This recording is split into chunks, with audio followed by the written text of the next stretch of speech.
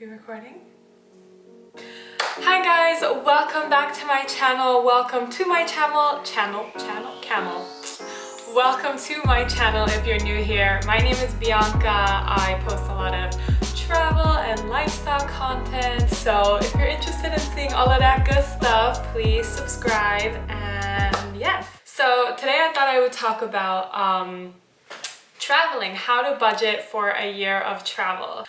To give you a little background on myself, I took a year off after college to travel the world by myself, and it was one of the most amazing experiences that I ever had. I have a bunch of notes that I'm gonna try to go through. I also posted on my Instagram stories a sticker for people to submit questions about what they want to know about travel, so I'll go through those and answer them at the end of this video as well. Right, so I am half Japanese, half Austrian. I moved to New York when I was 2, so I grew up in New York, but I went to a German school here, I went to a Japanese school here, and I didn't learn English until I was like 10. So just to begin with, I'm already pretty international. On top of that, I was born in Singapore. And I just come from a very travel obsessed family. Both my parents traveled the world. So it was kind of not expected, but kind of expected for me to end up doing the same. And it was obviously super encouraged by my parents that I do this. So I kind of came from a privileged background that way. But for anybody that wants to do the same thing, anybody can do it. Yes, some people have more obstacles in their way than others, but it's still something that can be done and I think should be done, because COVID is telling us that life is short, the world will not always be open, and we should just live. We have to live and enjoy life. What are we working for, you know? It's to live. Anywho, in my trip, I traveled to about 40 cities, and I went to almost all of Europe, not all of Europe, a lot of Europe. I did some of Asia, and I did Australia and New Zealand, and I just traveled within cities in each of those countries. If you're interested, I have a lot of travel content on my channel from different cities, so go check that out. So I think I would jump into the first thing, which is the most obvious and most asked for question, is budgeting. How much should you budget? How much should you save? Some tips on saving, tips on budgeting, and I'll get right into that now. So it kind of all depends on what type of person you are. What are your spending habits? Whatever your spending habits are now, it's going to happen the same way while you're traveling, most likely. My dumbass saved as if I'm going to be traveling really on budget, but then my actual traveling habits were croissants and restaurants and museums and just the whole package. So I did not hold back, and I did end up borrowing money from my family and then paying them all back in the end. So be honest with yourself. However much you're spending now, you're probably just gonna spend that same amount, maybe a little bit more, while you're traveling. If you're the type of person that wants to experience everything to the fullest and not hold back and go eat out restaurants, then be aware of that, because that's gonna be your main expense pretty much. So when I left for my trip, I had exactly $16,000 to my name for a year, which was, I knew it wasn't enough, but I just ran out of time, and that's all I could put together at the time. So that's what I started with. At the end, I ended up spending $28,000 in total for my trip. But I also spent 3 months pretty early on in my trip in Germany, where I worked at a coffee shop. I have European citizenship, so there wasn't a problem with that. And I saved an extra, I think, 6,000 or 7,000.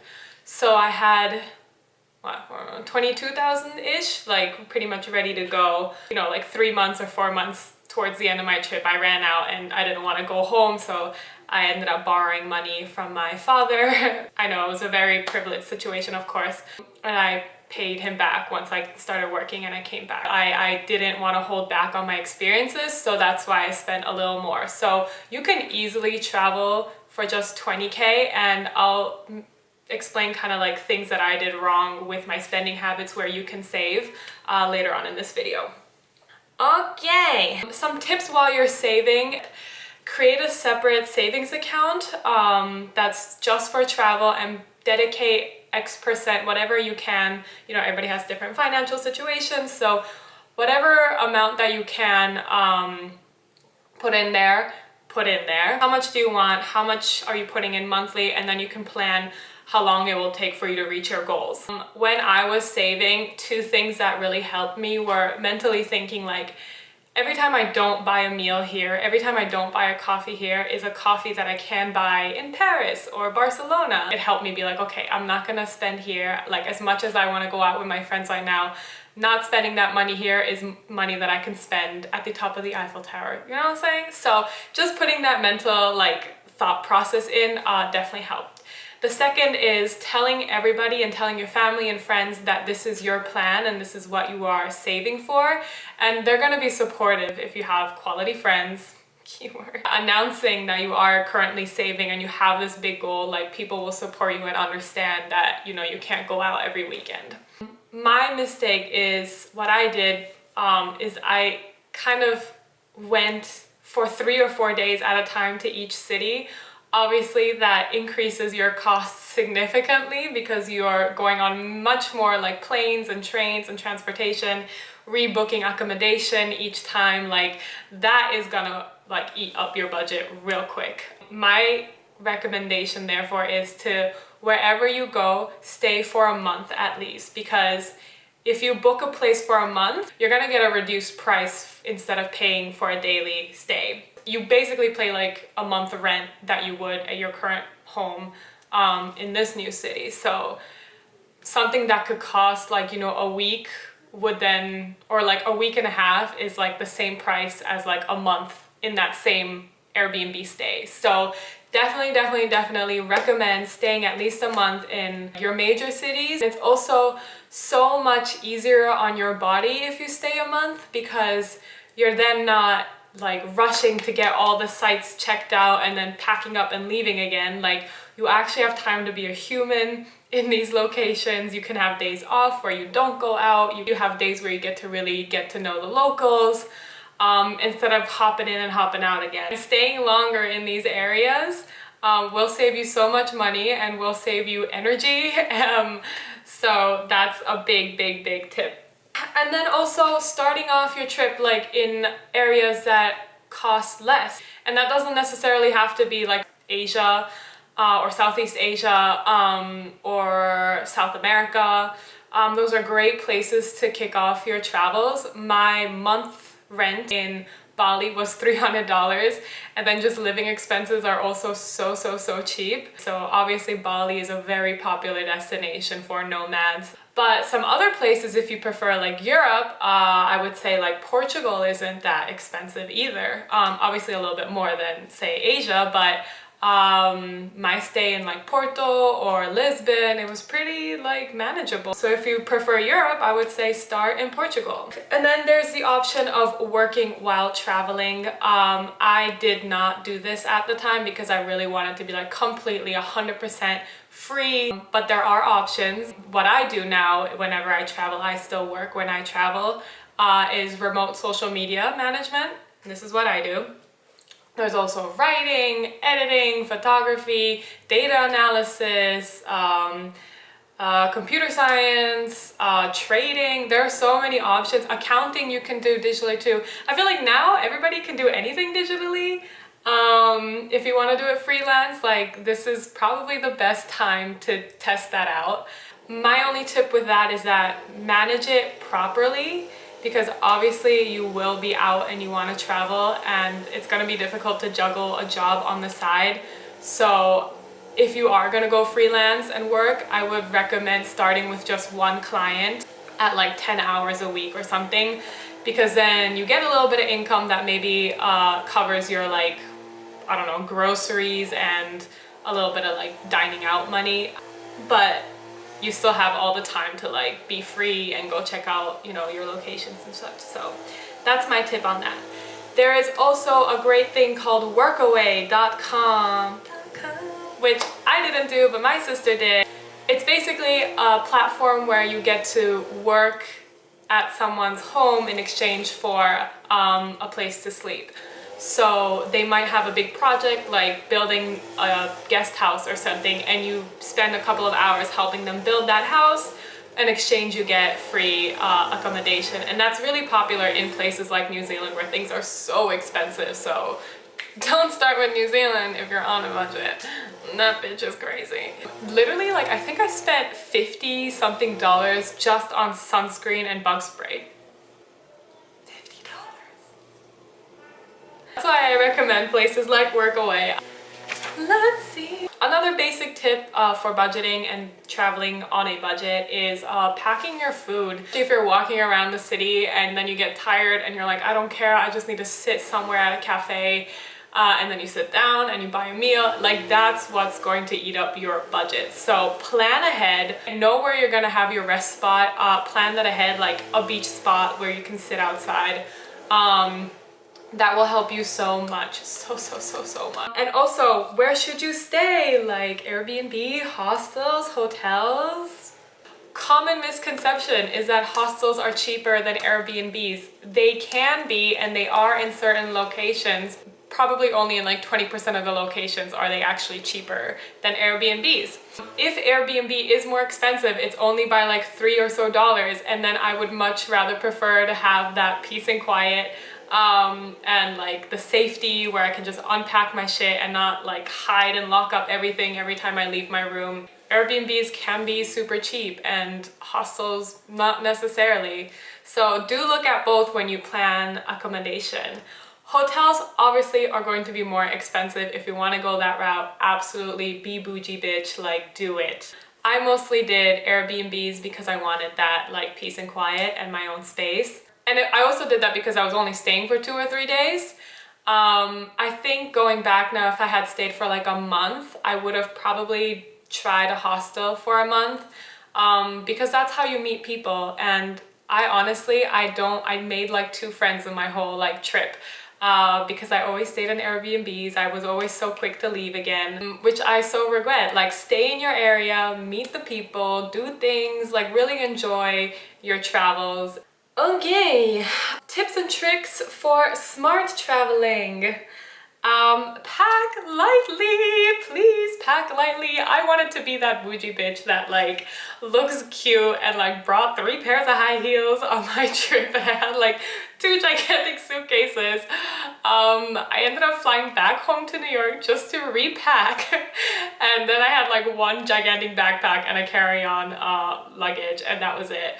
Honestly, I get the desire to want to like look cute whilst traveling, but truth is you're not gonna look cute unless you're going with somebody. Like if you're going with somebody who doesn't care so much about that and they have extra luggage space for your clothes, then go ahead, honey, look cute. You're gonna end up shopping in these areas, like don't deny it, you will. So leave luggage space open for that. Pack shoes that you can walk in for hours. Bring a pair of like clothes that are wearable multiple times, like sweaters and such. Very, very important. I feel like I should have like said this first, but write down key phone numbers on paper or memorize them so you don't forget them. If you're ever lost, your phone gets stolen, you're at a police station and you need to go somewhere, at least have the phone number of your like mother or father or sibling or best friend or somebody who lives in the city. Maybe memorize them or write them down on a piece of paper just in case, because you never know what happens. Your phone could die, like, you know, like don't just take a picture of it, memorize it, have something non-digital that you can refer to. And then always have a picture of your passport on your phone. I have been in situations where I needed to whip out like my passport and I don't walk around with it because that's dangerous. Don't do that. But have a picture just in case you enter, like there have been like museums that are like, oh, if you have this type of passport, you can enter for free, but you have to have a picture of it to show. So that's a big tip for me as well. And also always carry around cash. So important. Carry around whatever currency you need in that city. Carry it around. I sometimes would wear it in my sock. I know that sounds so disgusting, but say you get mugged, say something happens, the last place honestly that they check is like your stinky foot. So don't put it in your, don't put it here. Have safety money somewhere that people normally don't check, which is your shoe. big key. I ended up never running into a situation where I needed to pull out money from my foot, but you never know, like be careful. Okay, next big thing, should you travel solo or should you go with somebody? It's completely up to you. For me, it wasn't even a question that I wanted to go alone. I think that it's so much more relaxing and you can soul search. You have all this time to just be in the moment and not be interrupted. You can do everything that you want to do. You don't have to compromise. Like you're in these cities probably, you know, once in a lifetime situation. Like, don't you want all your attention on it and do everything that you want to do? Is it scary? No, not at all. Nothing ever happened to me. Obviously, select your countries. Some are more dangerous than others. So that's on you. I remember my memories from travels so vividly because I was so in the moment all the time. I can still hear it, I can still smell it, I can still see it, I can still feel it. Like all my senses were turned on to 100, and now when I think back to it, it's like I'm still there, and that's such a cool experience to have right now. And when you're with somebody, you know, you're checking your phone or you're talking to them or you're doing something all the time. When you're alone, it's just you and your beautiful thoughts and your beautiful soul. And it's much easier to absorb everything as is. So I definitely do recommend going solo. It's not scary, like, at all. Can you get lonely? Yes, you can. But it's also, it makes you appreciate the value of your friends and the value of your connections that you have with the people, because you then realize how much they actually matter in life, you know? That's all I have to say about solo traveling. Again, pick your locations. As a woman, obviously some areas are more dangerous than others, so if this is your first time, maybe avoid that. I avoided it for now. And then one last tip is give yourself a project to start. I started this YouTube channel. I wanted to record all my memories. At first, my channel was private. It was just for me, but I figured I'd make it public and like have my family and friends be able to watch it as well. So giving myself something to do instead of like nothing was definitely fun. And you can do anything. You can work, or you can start a blog, or you can learn a new language. Like, it can be anything. So definitely recommend you to utilize this precious, unique time to start something new. That is all that I have on my end. I'm gonna go through the questions that have been submitted on my Instagram. I'm gonna answer these questions. So thank you so much, guys, for engaging in this. I'm sure I answered some of these just within this video, so I'm just gonna go through the ones that I haven't talked about. So the first one says, overcoming that fear and actually going for it.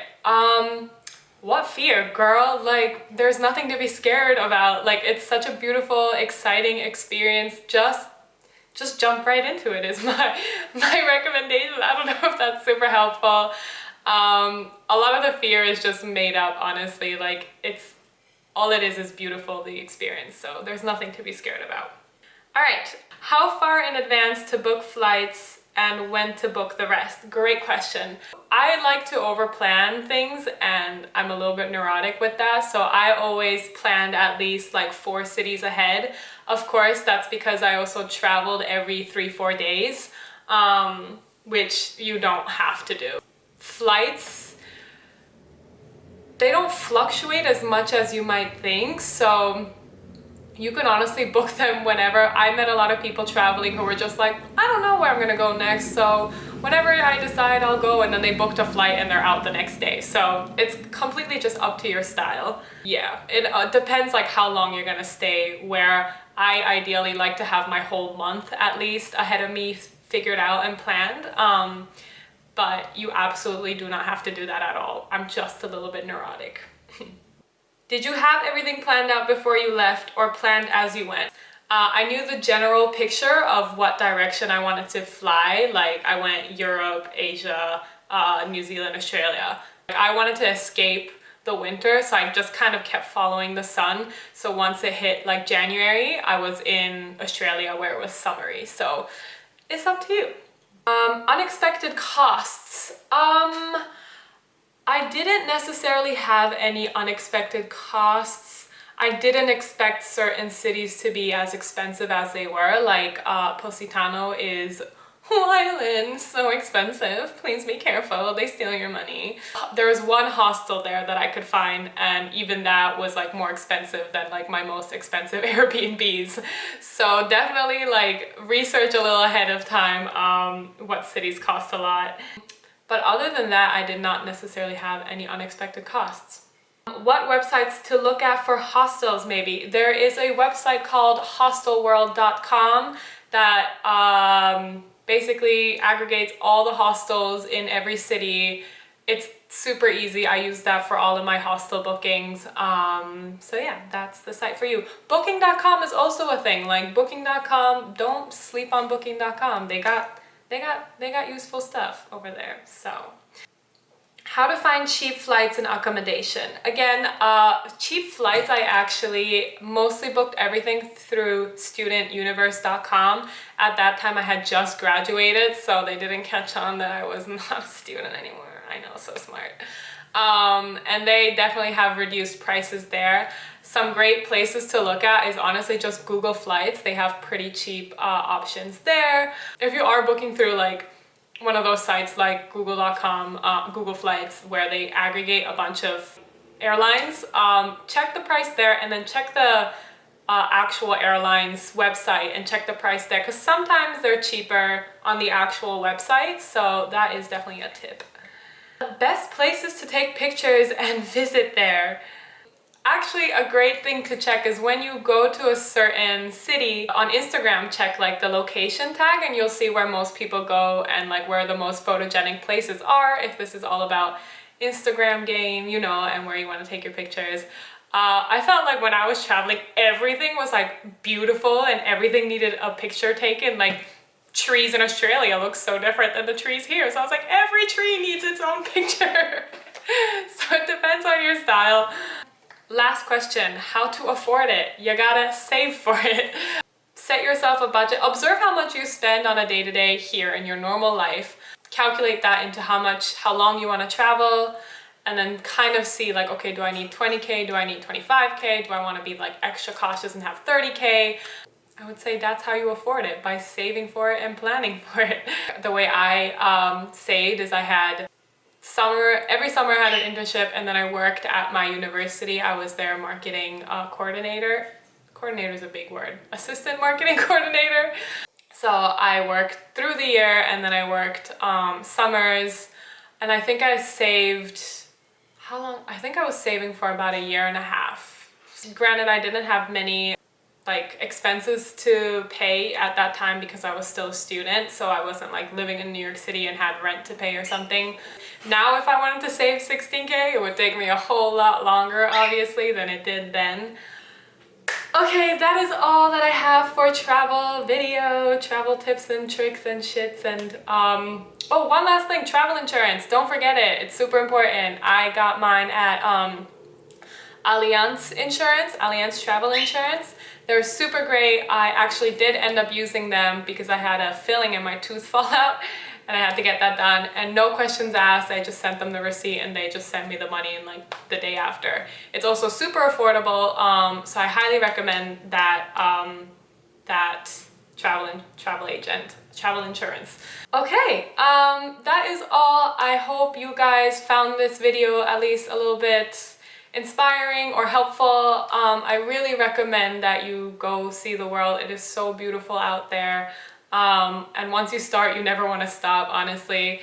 There are so many different types of viewpoints and personalities and opinions and cultures, and there's so much that we can learn from that, and it's just such a beautiful globe that we have. Thank you for watching. Subscribe for more content, and please watch my travel videos if you're interested in learning more, seeing more of my experience actually being out on this trip. And yes, bye!